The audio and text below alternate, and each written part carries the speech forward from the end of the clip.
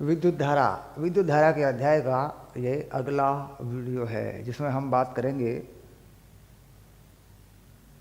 विद्युत धारा के सूत्र को बनाएंगे इस वीडियो में, और उस पर जो सवाल बनते हैं हम थोड़ा सा उनका अभ्यास करेंगे, किस किस तरह का सवाल इस पर बनता है। ठीक, विद्युत धारा कैसे किसी चालक में प्रवाहित होती है, चालक के किन गुणों पर वो निर्भर करती है, ये हम इस वीडियो में रखेंगे। ठीक है,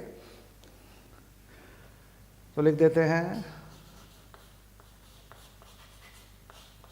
चालक में विद्युत धारा। ठीक, तो यहाँ पर देखिए एक छोटी सी चीज़ जिसमें अक्सर भ्रम हो जाता है, मैं उसके बारे में बताता हूँ। वहाँ पे हमारे पास दो चीज़ होती हैं, एक होता है मुक्त इलेक्ट्रॉन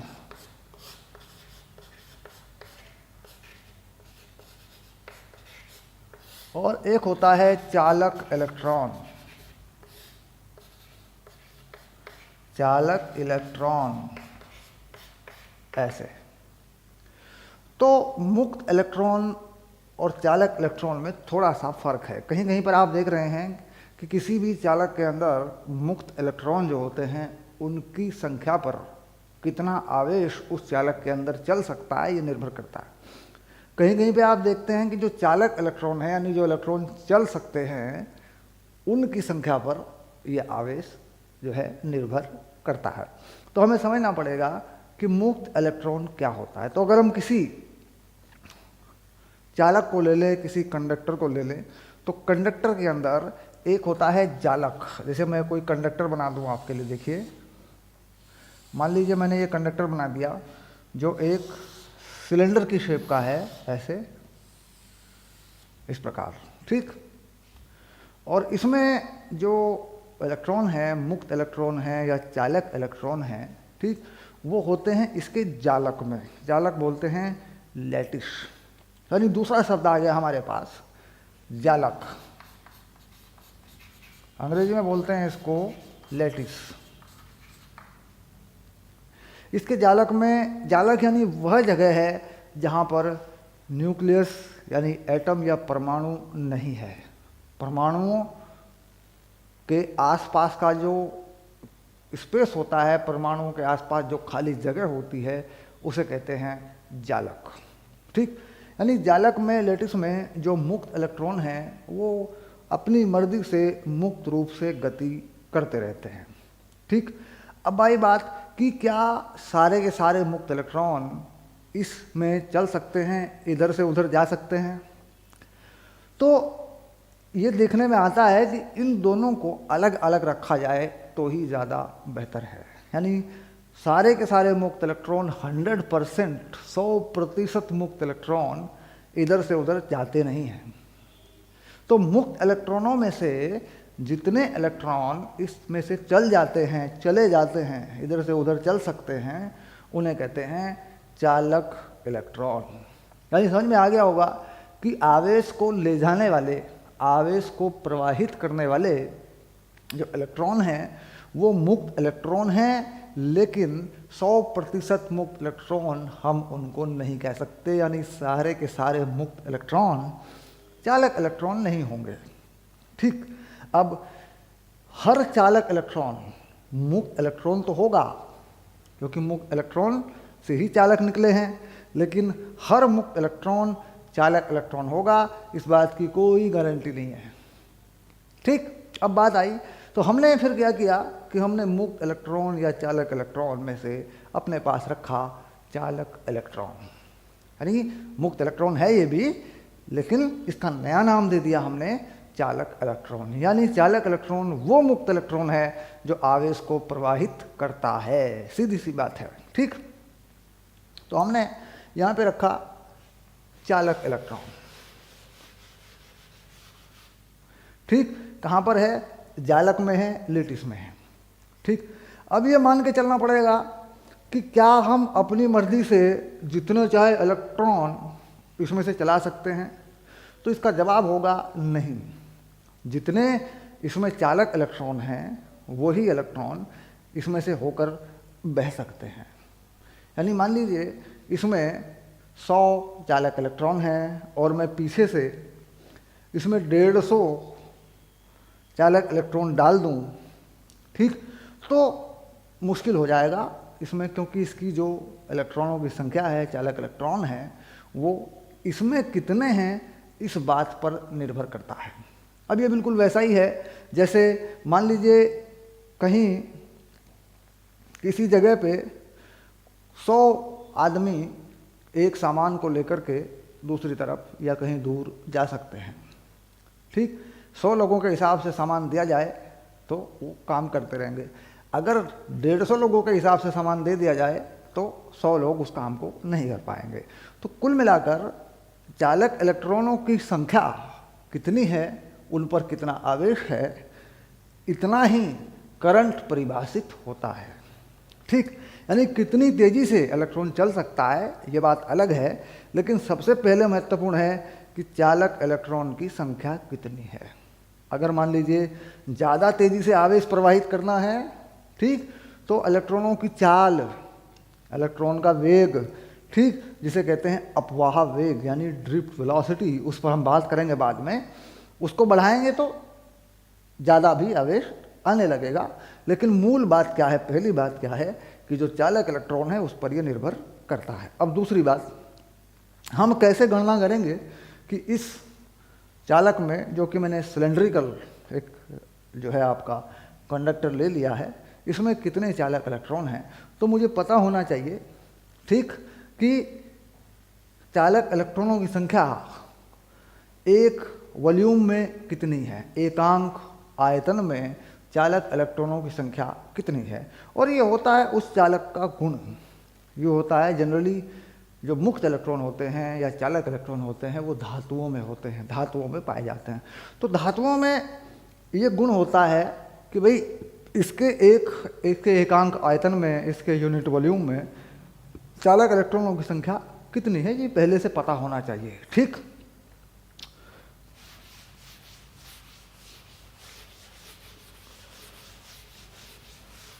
तो सबसे पहले हम जो है इसके जो विमाएँ हैं उन्हें परिभाषित करते हैं, यानी इसका जो क्षेत्रफल है, इसकी अनुप्रस्थ काट का क्षेत्रफल, इसे बना लेते हैं हम A, इसे बना लेते हैं A। ये क्या है, अनुप्रस्थ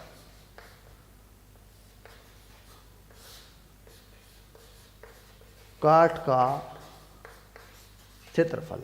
और दूसरी चीज लेते हैं L को लेते हैं लंबाई, चालक की लंबाई, ठीक, एक समान रूप से फैला हुआ, ठीक, ये एक सिलेंडर है, ठीक। अब लेते हैं चालक का आयतन,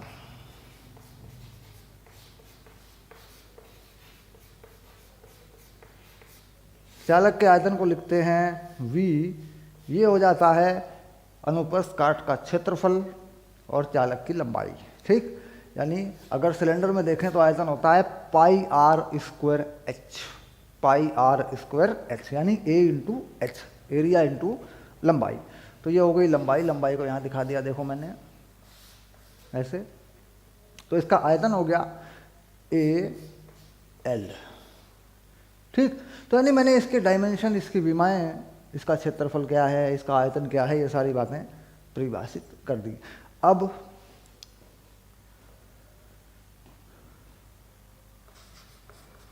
चालक में, अब मैं करता हूं चालक इलेक्ट्रॉनों की संख्या। चालक में एकांक आयतन में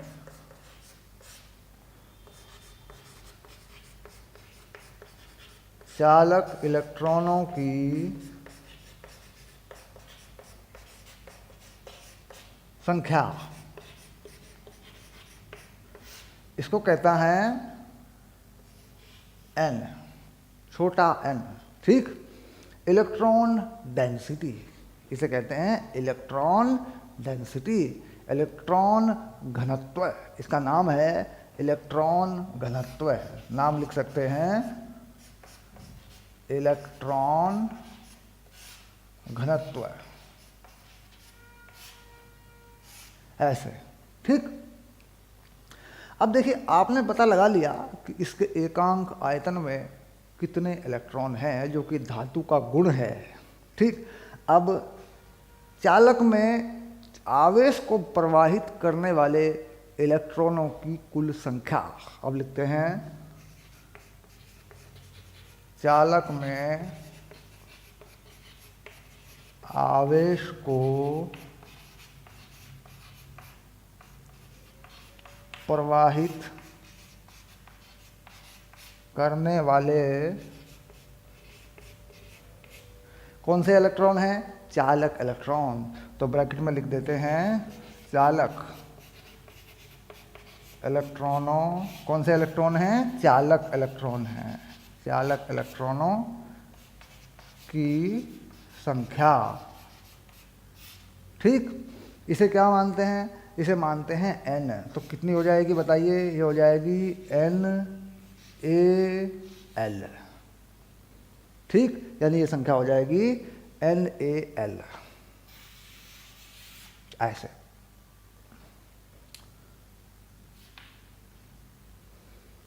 अब चालक में प्रवाहित आवेश, चालक में प्रवाहित आवेश, तो चालक में प्रवाहित होने वाला आवेश ये भी कह सकते हैं। तो देखिए, इलेक्ट्रॉनों की संख्या मिल गई है, इसे एक इलेक्ट्रॉन के आवेश से गुणा कर देते हैं। ठीक। तो लिख देंगे चालक में प्रवाहित होने वाला आवेश, इसे लिखते हैं Q। ये हो गया NeAl, यानी जो E है ये एक इलेक्ट्रॉन पर आवेश है। ठीक। अब यहाँ पे लिख सकते हैं जहाँ E इलेक्ट्रॉन का आवेश है, इलेक्ट्रॉन का आवेश है। सिंपल। अब यदि ये आवेश t समय में इस चालक में से प्रवाहित होता है, तो यदि यह आवेश चालक में t समय में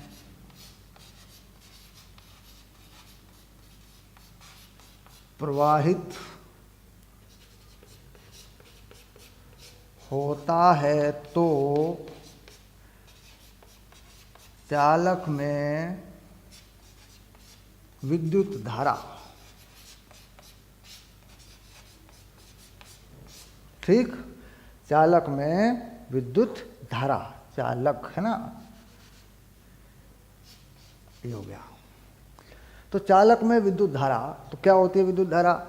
ये होती है प्रवाहित आवेश बटे समय। तो वैल्यू लगा देंगे, इसका मान लगा देंगे NeAl/T। अब यहाँ पर देखिए, जो L है ये है किसी भी इलेक्ट्रॉन की जो इस सिरे से इस सिरे को पहुँचता है के द्वारा चली गई कुल दूरी, और ये है कुल समय।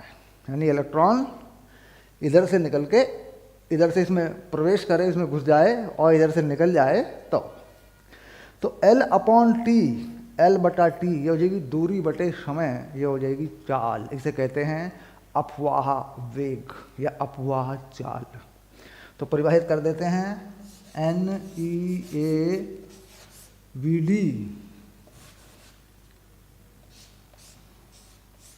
ये बन गया, लिखिए NeAVD।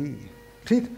तो इस प्रकार हमारे पास करंट का सूत्र तैयार होकर आ गया। किसी भी चालक में करंट का सूत्र है I बराबर NeAVD। अब लिखते हैं जहाँ VD इलेक्ट्रॉन का अपवाह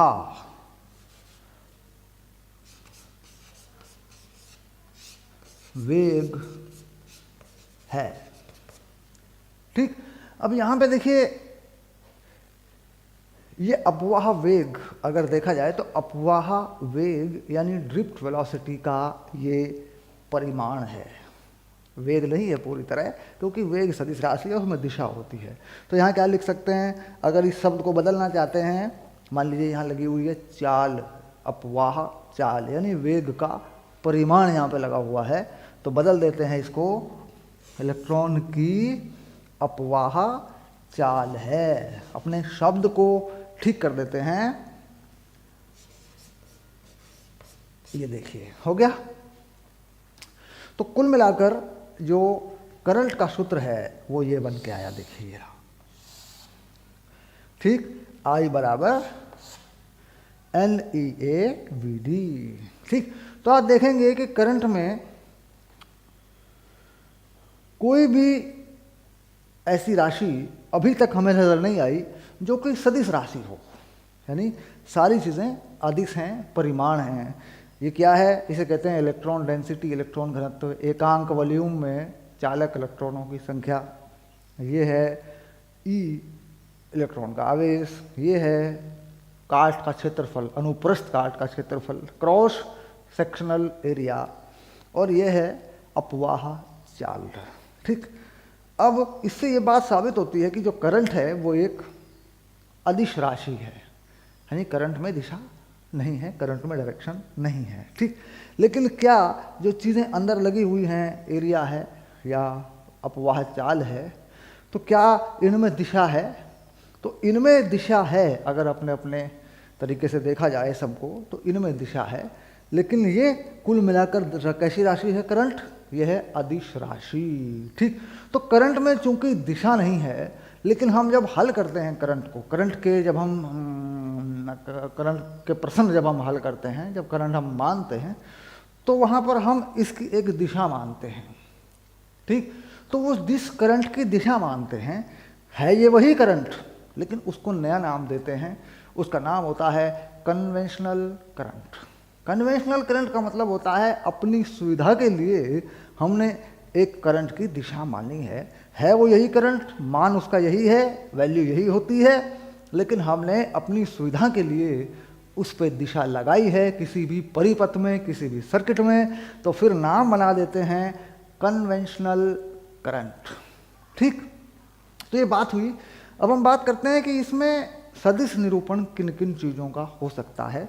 जिस सूत्र बनाया NEAVD में किन किन चीज़ों का सदिश निरूपण हो सकता है, इस बात पर बात करते हैं।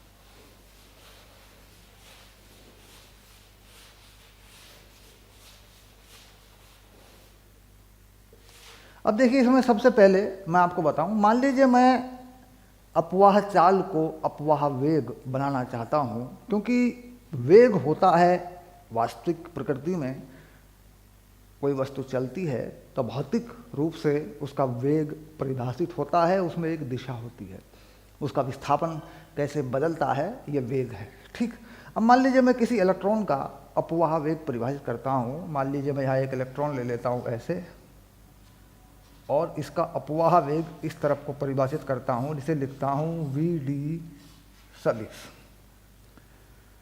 ये मैंने मान लिया कि ये अपवाह वेग है।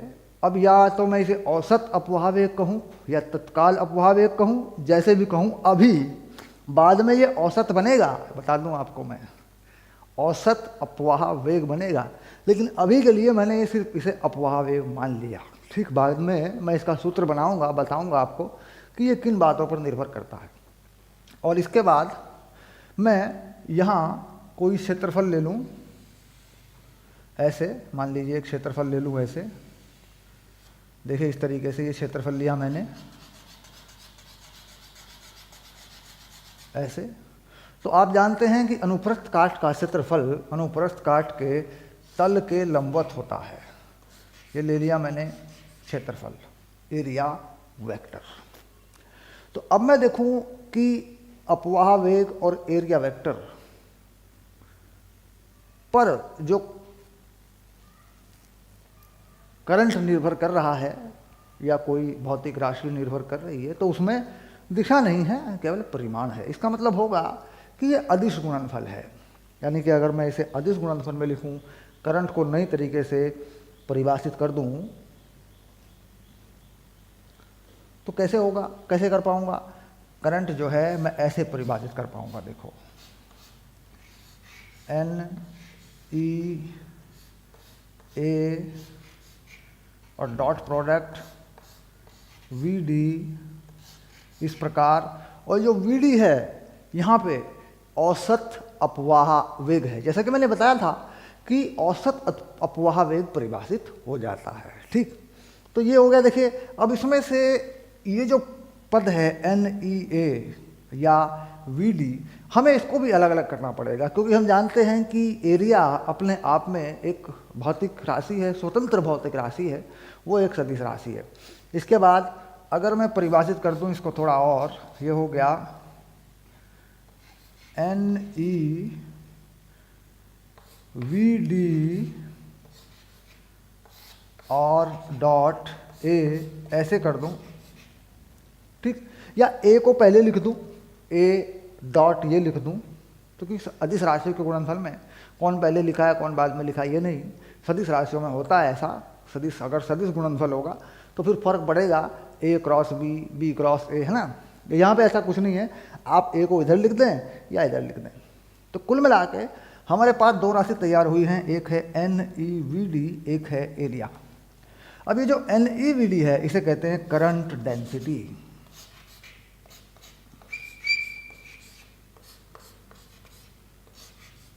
ठीक। एन ई वी डी एक सदिश राशि है, इसे कहते हैं करंट डेंसिटी, ठीक। यानी विद्युत धारा का घनत्व है, करंट डेंसिटी धारा घनत्व है, ठीक। और एरिया आप जानते हैं ये क्षेत्रफल का वेक्टर है। तो यानी कि अगर मैं इसे कहूँ जे को, तो जे क्या है, जे धारा घनत्व है। अब मैं परिमाण लेना चाहूँ जे का, तो जे का परिमाण कितना होगा? अगर मैं जे का परिमाण परिभाषित कर दूँ तो ये हो जाएगा करंट का परिमाण बटे एरिया का परिमाण। एरिया को करंट के नीचे ले आऊँ तो हो जाएगा करंट का परिमाण और एरिया का परिमाण, यानी इसका मात्रक बन जाएगा बड़ी सरलता से एम्पियर पर मीटर स्क्वायर, यानी इसका हो जाएगा एम्पियर बटे मीटर स्क्वायर। ये इसकी यूनिट बन जाएगी, इसका मात्रक बन जाएगा।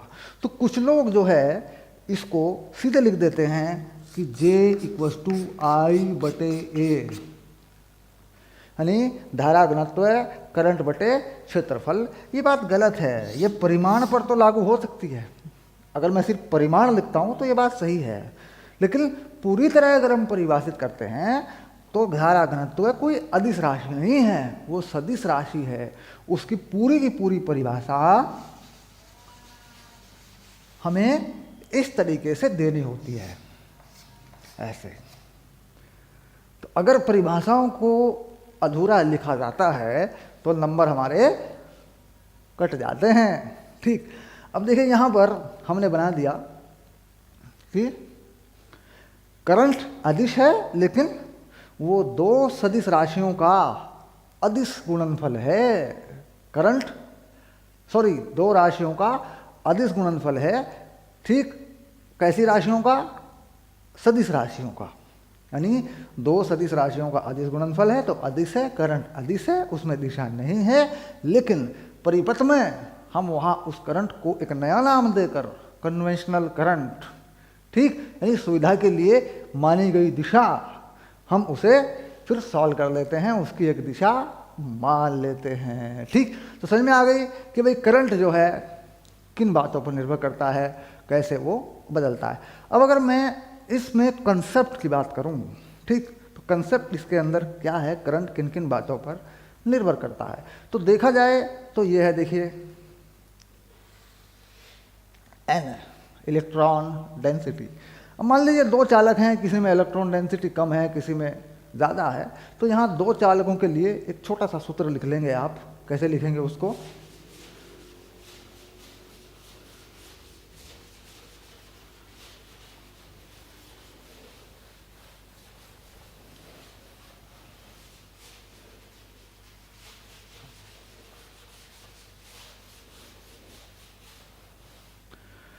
उसे लिखेंगे किन्हीं दो चालकों के लिए विद्युत धाराओं की तुलना करने के लिए, क्योंकि इस पर एक प्रश्न बन जाता है।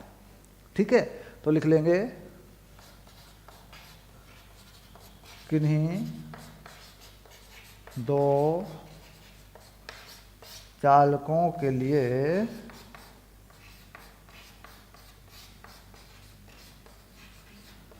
विद्युत धाराओं की तुलना किस प्रकार की जाती है ना? तो लिख देंगे I1 बटे I2 बराबर N1